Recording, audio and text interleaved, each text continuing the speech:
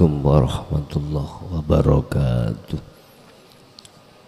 Ila hadratin Nabil Mustafa Rasulillahi sallallahu alaihi wasallam wa ala alihi wa azwajihi wa dzurriyyatihi wa qurrabatihi wa ali baitihi wa ashabil kiram wa ila jami'il anbiya wal mursalin wal awliya wa syuhada wa salihin wa tabi'ina tabi'ina ila yaumiddin, khususan jami'i masayikhi ila muntahum wa ila abaina wa ummatina wa azdadina wa masyaikhina wa auladina wa azwajina wa dzurriyyatina wa ahli baitina wa jami'i man tabi'ana, khususan jami'il arwah fi hadil majlis wa ghairuhum lahumul fatihah. A'udzubillahi.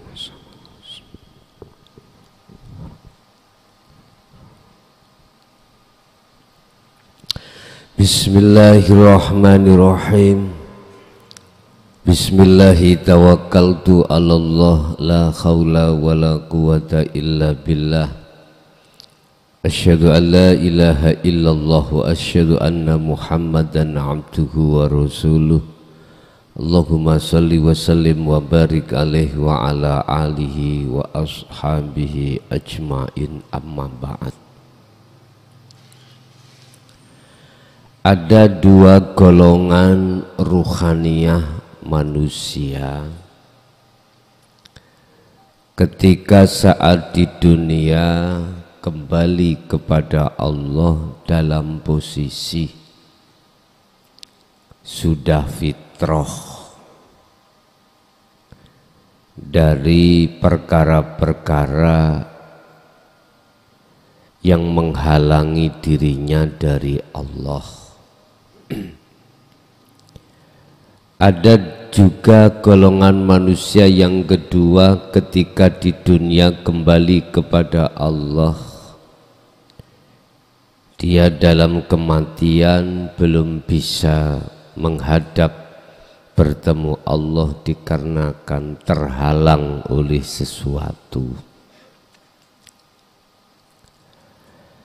yang menjadikan sesuatu itu menghalangi, yang disebut sebagai sesuatu yang menyekutukan terhadap Tuhannya.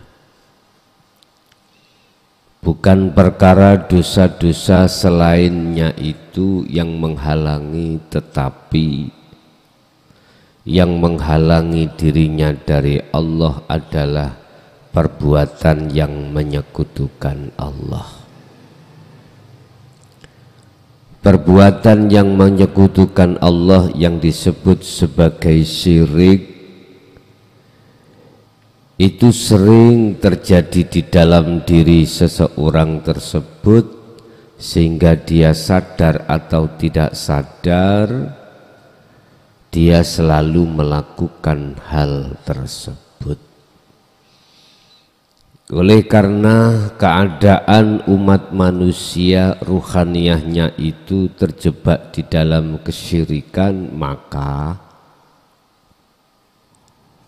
Allah mengutus utusannya untuk memberikan satu pandangan dan solusi agar supaya si manusia itu tinggalkan perkara tersebut. Akan tetapi wa aktsaruhum la yu'minun, kebanyakan mereka itu tidak percaya. Akhirnya kembali kepada Allah dalam keadaan kotor. Dengan posisi seperti inilah Bapak Ibu, Allah telah menjelaskan dalam satu ayat, qad khasiral ladzina kadzdzabu biliqa'illah. Sungguh sengsara bagi orang-orang saat di dunia mendustakan alias tidak mau untuk bertemu terhadap Allah, sehingga dia sudah tidak ada lagi kesempatan untuk bertemu. Akhirnya dia disebut qad khasira, sungguh sengsara dia di sana. Bapak Ibu hadirin, untuk malam hari ini kami akan membahas tentang proses perjalanan kekasih Allah. Itulah orang-orang yang sudah sadar akan kesyirikan setiap saat dan waktu di dalam dirinya. Hal ini juga terjadi pada beliau Nabi Musa alaihissalam. Ketika saat berguru terhadap Nabi Khidir, dia sudah dibilangin oleh Nabi Khidir, "Ya Musa, jikalau kau masih memegang fanatik dengan keilmuanmu, secara syariat kau tidak akan pernah bisa menerima penjelasan, wejangan, perilaku dariku." Tapi oleh karena si Musa itu adalah termasuk pada saat itu orang yang keras kepala, ya, Nabi Musa, dia tetap mencoba. Ketika ditemukan Allah Musa dengan Khidir, itu isyarahnya ketika dua aliran sungai antara air tawar dan air asin, disitulah kau akan bertemu Khidir. Iki tanda-tandanya. Ini kan atas dasar perintah Allah supaya Nabi Musa itu berguru terhadap Khidir. Apa yang terjadi? Pertemuan sudah, akhirnya mengikutilah beliau Musa terhadap beliau Khidir dalam wejangan ilmu ketauhidan kepadanya. Dihadapkanlah satu saat Nabi Khidir itu, Nabi Musa maksud saya, terhadap kejadian di mana Nabi Khidir telah membocori kapal. Itu apakah maksudnya kapal-kapal gini dibocori? Bukan. Apa maksudnya? Gini Bapak Ibu, ketika manusia itu sudah di dalam kapal itu laksana takwa. Tatkala takwamu itu bocor, ya tenggelamlah kau di dalam air laut. Artinya tenggelamlah kau di dalam kehidupan dunia. Artinya tenggelam berarti ruhaniyahmu itu terpedaya dengan kehidupan duniawiyah. Ini maksudnya membocori kapal. Tapi berhubung Musa itu melihat sisi syariatnya, maka dia protes. Bagaimana mungkin bisa kita membocori kapal seseorang yang kapal seseorang itu menolong kita menyeberang lautan? Oleh karena si Musa bersikukuh memegang atau fanatik dengan hukum syariah, maka dia tidak mampu untuk menerima ini. Sebelumnya Musa sudah diperingatkan terhadap Khidir, Musa kau tidak kuat Musa, karena alasannya Musa masih memegang kefanatikannya di dalam ilmu syariah. Siapapun Anda, apakah Anda sudah jadi kiai syariat atau mursyid thariqah, kalau kau masuk di Jaya Baru tidak kau lepas itu, nggak akan jadi kau, nggak akan jadi. sealim apapun ilmu dohirmu, jikalau sudah masuk di dalam jaya baru, turunkan. Jangan kau pegang terus itu, nggak akan mampu, nggak akan bisa menerima ajaran ini, nggak akan. Kau akan protes, nggak jadi kau, nggak bisa. Kau akan kembali untuk bertemu pada Allah. Anda yang alim ilmu tentang syariat atau alim tentang ilmu muhadharah, bahkan kau alim tentang ilmu mukasyafah, bahkan bisa menerawang isi perut bumi itu, mana sumbernya yang ada. Kalau kau sudah masuk di jaya baru, tidak kau sisingkan itu, nggak akan jadi kau.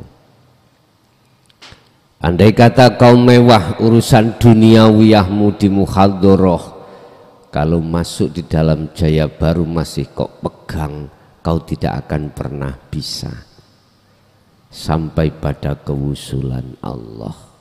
Begitulah kiranya Bapak Ibu, dihadapkan persoalan satu ini aja Musa sudah muntah, nggak bisa menerima. Apalagi pelajaran berikutnya yang ada kaitannya Nabi Musa, Nabi Khidir, maksudnya membunuh anak kecil. Nggak bisa. Dimana di situ mempunyai maksud. Ibarat jenengan mewah itu dihabiskan kemewahanmu. Ibarat kau alim dihabiskan rasa kealimanmu. Ibarat kau ini orang yang berpangkat, diuculi, dipreteli pangkatmu, jadi jatuh. Mohon maaf, nggak bisa, tetap nggak bisa. Makanya siap-siaplah kau jikalau sudah masuk di jaya baru, siap mati, siap melarat, siap mereteli pangkatmu duniawiyah. Begitu. Yang terakhir, dihadapkanlah satu kejadian di mana menghilangkan rasa kehormatan di dalam dirimu. Artinya, mengapa di situ Nabi Khidir membangun satu pagar di mana orang-orang kampung itu tidak menghormati kita? Oleh karena si Musa itu adalah merasa orang yang terhormat, mestinya masuk di dalam kaum harus dihormati, malah dicuekin oleh kaum. Musa sakit hati karena merasa mulia. Wong aku nabi kok, lah wong aku orang tokoh kok masuk di kaum kok gak dihormati, lah kok malah Khidir kok membangun pagar yang mau roboh. Ini selalu bertolak. Mestinya ketika saat iki pandangan Musa, ketika saat kaum itu tidak menghormati alias meludahi, mestinya harus dibalas meludahi. Enggak, Nabi Khidir malah ada satu pagar di kampung itu yang mau roboh, malah dibangun. Musa memakai hukum syariat. Akhirnya saat itulah perpisahan terjadi. Itu artinya apa, Pak? Orang-orang yang ketika saat dihadapkan huwaladzi arsala rasulahu bil huda wa dinil haq, ajaran Rasulullah ini mayoritas menolak, mayoritas. Tapi ada perjalanan calon kekasih Allah awalnya menolak, tetapi akhirnya dia menerima. Atas kesadaran diri, hidayah datang diterima. Akhirnya inilah Dia yang awalnya mengatakan bahwasanya ajaran dinut tauhid itu enggak benar, akhirnya atas kesadaran diri mengatakan benar. Ada seseorang yang seperti itu, yang asalnya itu kolot seperti Nabi Musa, enggak mau, tapi pada akhirnya dia menerimanya. Ini jan kalau tidak pilihan Allah nggak mungkin bisa terjadi. Oleh karena pilihan Allah maka bisa hal ini terjadi. Contoh pada si Musa. Diterangkan hal ini di dalam surat Toha ayat 11 sampai ayat 14. Inilah proses kita, walaupun kita dulu mengatakan ajaran dinut tauhid itu enggak benar, sekarang berhubung jenengan sudah mau melepaskan keakuan Anda yang kaya, keakuan Anda yang mewah di dalam muhadharah kealiman, di dalam mukasyafah kesaktian, maka disitulah Allah dawuh falamma ataha nudiya Musa. Ketika Musa dipanggil oleh Allah, dia datang terhadapnya. Ya Musa, hi Musa, ini ana Rabbuka, sesungguhnya aku iki Tuhanmu. Nah ini berarti dengan proses seperti ini Anda ini sudah menghayati, mengimani apa yang terjadi dari Allah, diberikan tentang dinut tauhid, hatimu sudah ada nur cahaya. Nur cahaya apa? Nur cahaya iman yang benar, tapi belum menjadi nur makrifat. Cahaya yang benar, artinya cahaya iman yang benar. Artinya kalau sampean sudah yakin ajaran dinut tauhid itu sudah dikatakan kebenarannya mutlak, maka Anda pasti akan mengatakan gini, ternyata apa perbuatanku selama ini, baik sholatku, zakatku, posoku, tidak ternilai di mata Allah. Pasti seperti itu. Apa amaliyah yang dulunya Anda bangga-banggakan, sing sugih sedekah Pak, di setiap provinsiku bikin masjid, setiap provinsi, bahkan setiap kabupaten itu mendirikan masjid. Bahkan saking kayanya, usahanya saking lancarnya, jari ini gurunya, oh iku barokahmu, barokah, semakin kau bikin masjid semakin banyak, maka usahamu semakin jaya. Iya jaya, tapi bukan jaya baru loh ya, bukan jaya, itu katanya barokah. Semakin ditinggikan omsetmu, berhubung Anda itu masih ada di lingkaran syariat, terus punya satu amalan, terus amalan itu jadi karomah, mesti siapapun pada umumnya mengatakan itu barokah. Barokah. Lu gak usah ngomong tidak, memang gitu dulu itu.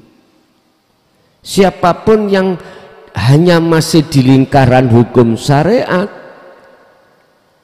terus kamu punya amaliyah apapun ya, yang kau istiqomahkan sehingga muncul karomah dan mendukung kesuksesan usahamu, mesti kau mengatakan barokah. Gurumu yang ngomong barokah. Pertanyaannya, itu hidayah apa istidraj? Nah, tinggal kita mensikapi dari sisi mana. Kalau kita sikapi dari sisi syariat, lawang jenengan iki patuh hukum syariat kok. Sholat ini gak jamaah gak gelem. Iya, gak gelem. Poso mawon masih loro, wetenge mending aku matek dalam keadaan poso daripada mokel. Cari Pak dokter, kuwi nek gak mangan lambung mungkuk tambah parah. Mboten matek gak apa-apa. Jenenge wong saking kuate cekelan syariat gitu ya. Lho aku nggak nyalahkan. Itu prinsip, monggo. Lah, Masya Allah, semua dikasih Allah mudah tentang kesuksesan dunia. Dodolan sak dodolan, dagangan lagi buka, lho sing teko kok, Masya Allah, marung no. Wis gak no sepine, saking gak sepine, ninggal no sholat duhur jamaah susah.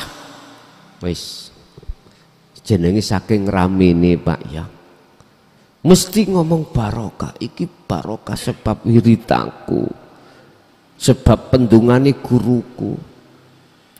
Gurune ngomong, ya kene rek 5% rek. Lho aku yo ngaitno, aku sing kaya wiritan awakmu.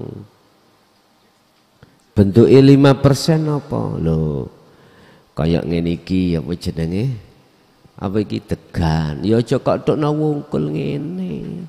Ya kudu kok pecah. Engko cek iso dipangan daginge diwadahi nang ngene gelas. Ngoten. Aku ngerti ngene iki, kok sisane kok entekno.